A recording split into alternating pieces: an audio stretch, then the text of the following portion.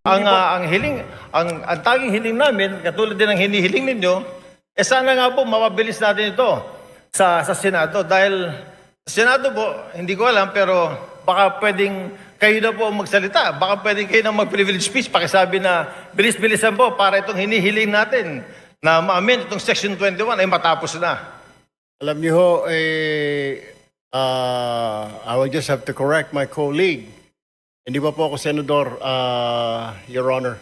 Ako po ay isang mambabatas, ako po ay isang representative, hindi pa po ako senador. Though tumatakbo po ako senador, nais ko lamang po linawin na ako po ay isang congressman. Correct. Ako po ay member ng ACT-CIS party list at hindi po ako senador. Baka ang inyo po ibig sabihin, yung aking po nakatatandang kahuya po, siya po yung senador. Pangalawa, kaya ako nga po pinapabilis-bilisan para marinig po tayo sa Senado.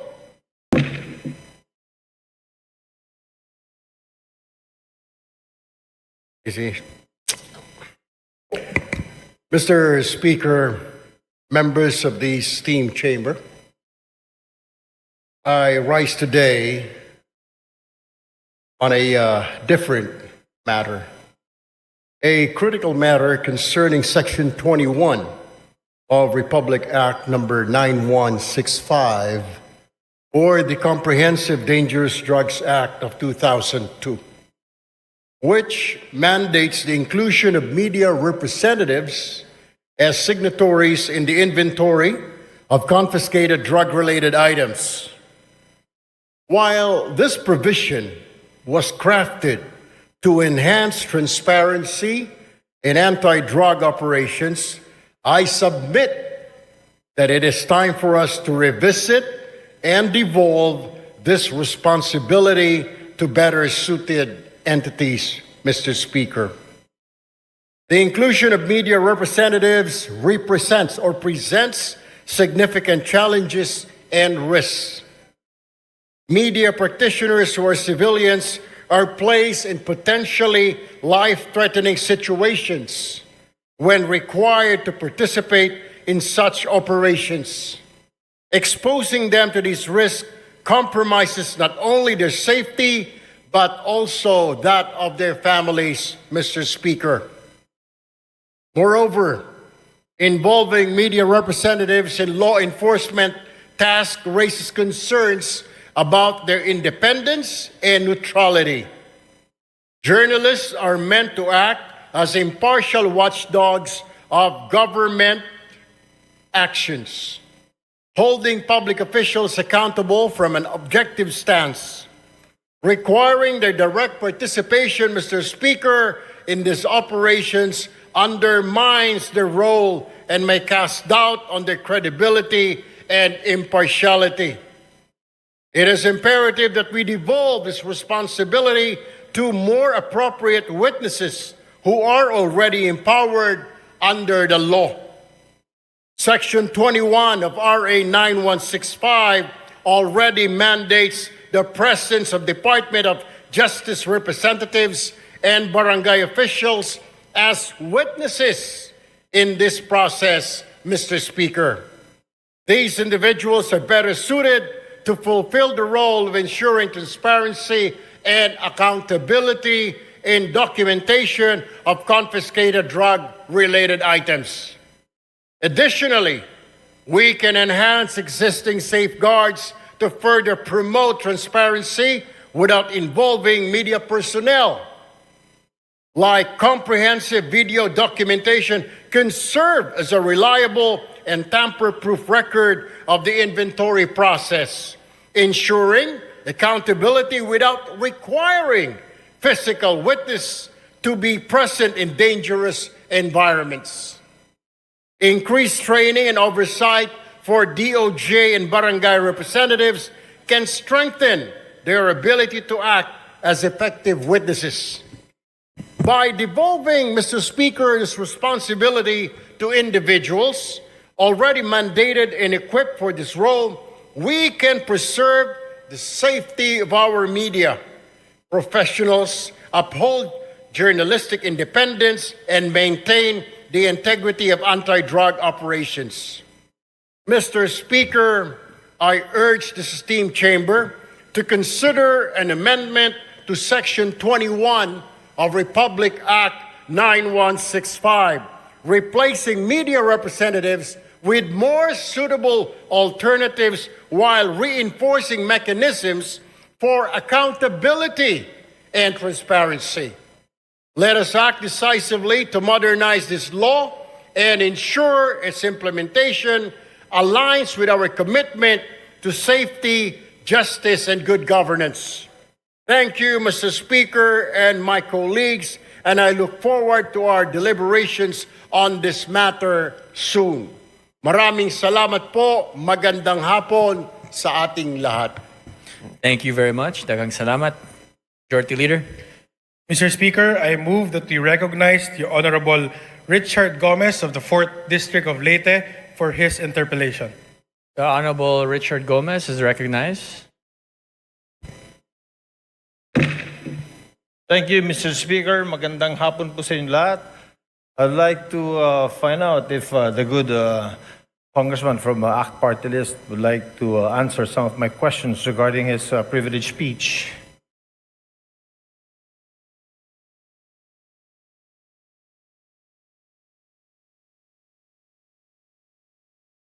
Sure, Mr. Speaker and my colleague. Thank you, Mr. Speaker.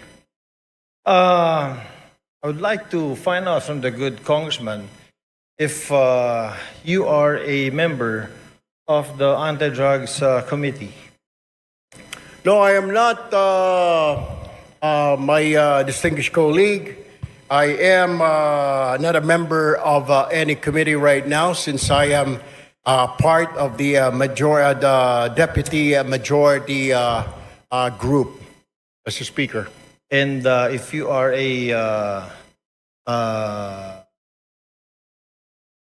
what were you again, Mr. Speaker? Deputy Majority Floor Leader, Mr. Speaker. Deputy Majority Floor Leader.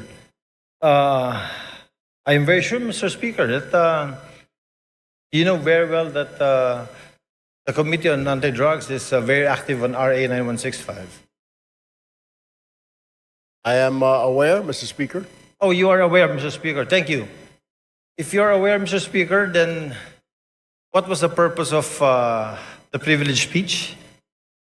I don't know if my distinguished colleague was present when I was mentioning an amendment on Section 21 of RA 9165, particularly exempting the media from being signatories in drug-related operations, particularly on confiscated items, Mr. Speaker. All right. Thank you, Mr. Speaker. The reason why I wanted to ask the good gentleman is because, you know, RA 9165 was passed already in the last Congress. And during this Congress, it has also been amended. And in Section 21 of RA 9165, I don't know if the good gentleman is aware, the Deputy Majority Floor Leader is aware that Section 21 has been taken up. Can you repeat that, Mr. Speaker? Tagalogin ko po. Aware po ba tayo na yung Section 21 po, ito po ay tinitake up po dun sa amendments natin sa RA 9165 in the committee. Kaya nga po, Mr. Speaker, kailangan natin balikan at bilis-bilisan po ang problema po natin sa Kongreso. Kaya po tayo napupulaan ng mga kababayan natin. Napakarami natin mga batas na kailangang ayusin, subalit hindi po naaayos, kaya kailangan po natin bilis-bilisan. Kung ito po ay na-take up, sana po ay bilisan pa para kaagad po ito ay ma-review at magawan po natin ang paraan dahil ito po ay kahilingan ng mga kasamahan po ng ating Fourth Estate, Mr. Speaker. Tama po. Napakaganda pong suggestion po niyan. Since kayo po ay malakas po sa Senado, baka pwede pong sila pong sabihan ninyo dahil wala po tayong counterpart sa Senado. Tapos na po tayo sa amendments natin. At yung pong privilege speech niyo kanina, pagtanggal po ng media personalities pag dumarating ang inventory time, pag mayroong buybacks, wala na po sa provision. Pagdating ho natin doon, Mr. Speaker, we will do that. But for now, we really have to look into this, maybe push on and convince our counterparts in the Senate to pass this law immediately. Matatagalan pa po tayo kasi dadaan pa po tayo ng eleksyon. Pag hinintay po natin na umabot kayo ng Senado, ay isang taon na naman po yun. Congratulations po at inamin nyo na talagang panalo na kayo sa Senado. I'm very happy that a colleague of ours will be in the Senate soon. Pero ibabalik ko lang po, Mr. Senator, na ito pong hinihiling ninyo na tanggalin natin or i-amend natin sa Provision 21 of RA 9165, matagal na po naming tinabaho ito sa aming komite at tinanggal po talaga po namin to. Ang taging hiling namin, katulad din ng hinihiling ninyo, sana nga po mapabilis natin ito sa Senado dahil sa Senado po, hindi ko alam pero baka pwedeng kayo na po magsalita, baka pwedeng kayo na mag-privilege speech, pakisabi na bilis-bilisan po para itong hinihiling natin na ma-amend itong Section 21 ay matapos na. Alam niyo ho, I will just have to correct my colleague. Hindi pa po ako senador, Your Honor. Ako po ay isang mambabatas, ako po ay isang representative, hindi pa po ako senador. Do, tumatakbo po ako senador, nais ko lamang po linawin na ako po ay isang congressman. Correct. Ako po ay member ng AXIS Party List at hindi po ako senador. Baka ang inyo po ibig sabihin, yung aking po nakatatandang kahuya po, siya po yung senador. Pangalawa, kaya ako nga po pinapabilis-bilisan para marinig po tayo sa Senado. Nabilis-bilisan po nila dahil ito po ay hindi pa naman batas. Habang ito hindi pa batas, ala hong saysay ang pagre-review, wala hong saysay ang pagtanggal ho natin ng section na yan, Section 21, kung hindi pa naman po ito batas. What I am trying to point out, Mr. Speaker, I guess we have to do something about it. And para marinig ko, kaya ho tayo nagka-privilege speech para marinig po tayo sa Senado. Now, we are waiting for the decision, Mr. Speaker. If I can only do a privilege speech in the Senate, then I will do so. Unfortunately, I'm still here, a member of 19th Congress, Mr. Speaker. Salamat. Salamat, Mr. Congressman. Sinabi ko lang po yung sinabi niyo na gagawin niya pagdating niyo po sa Senate. Inulit ko lang. But Mr. Congressman, we do something about it. We have done something about it.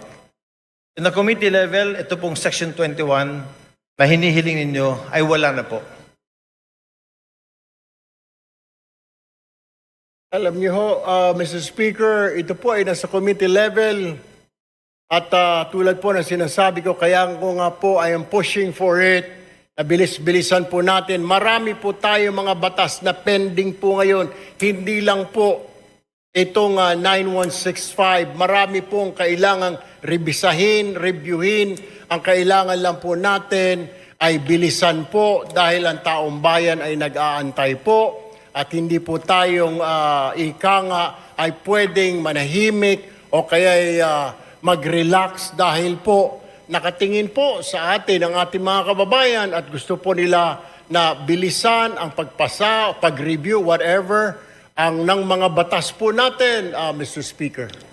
Therefore, Mr. Speaker, I think the correct manifestation should be, since the requested section is to be amended, and it has been replaced already, Mr. Speaker, is that the correct manifestation should be, we request that the Senate should fast-track this House version of RA 9165. That, I think, is the correct manifestation, Mr. Chair.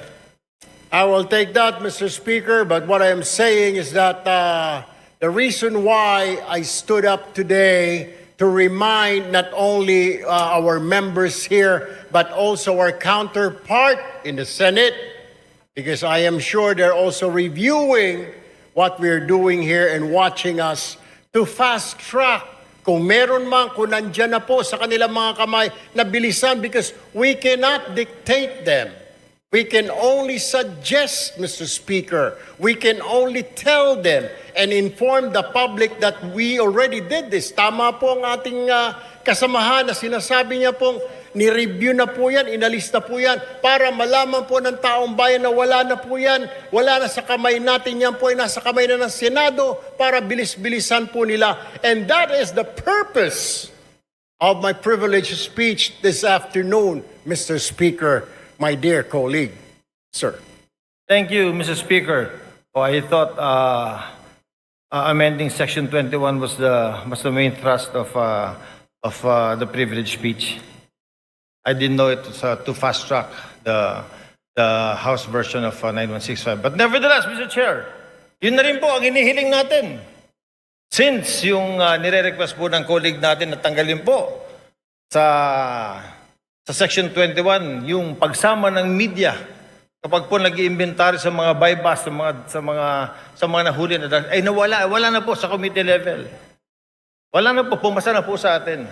Sana po another privilege speech from our good colleague will tell the Senate, bilis-bilisan niyo naman kasi binilisan na po namin.